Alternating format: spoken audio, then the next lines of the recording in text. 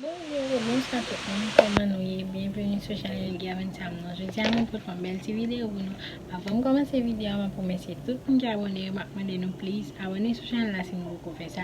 Like vidéo, commentez, partagez. Pour nous dire ça nous pas. Je vais faire un petit make-up moi.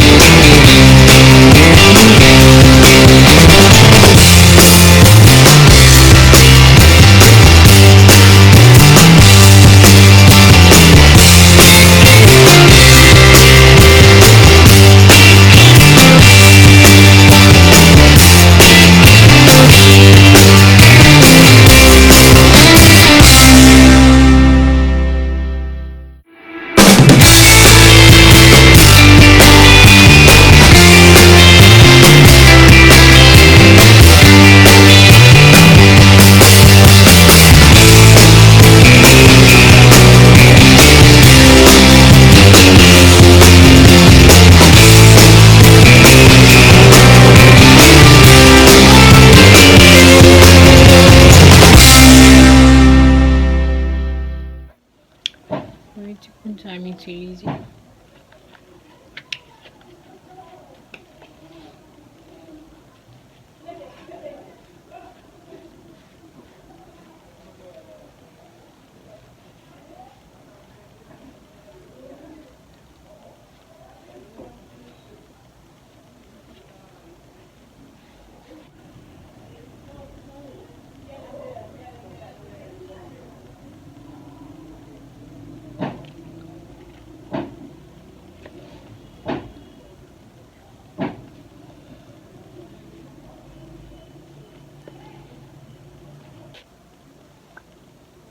Ou, kon pa sou ti gloss, elle m'a passé gloss. Moi, elle bien bon comme ça.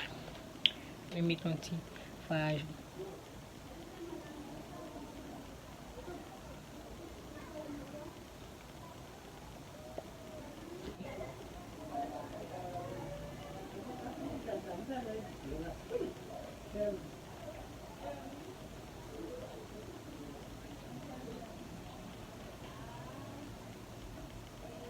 So guys, mwen konon yeme meton an ti doje, so mba we la. Bon sa mwen kapon. So, mbal mette perik lan eklo. Mese nou te enjoy ti video ansama avek. Mwen pa bliye, please, abone sou chanel lan, guys. Pou nou kapab motive pou pot video pou nou, guys. Pou nou pochen video. Bye!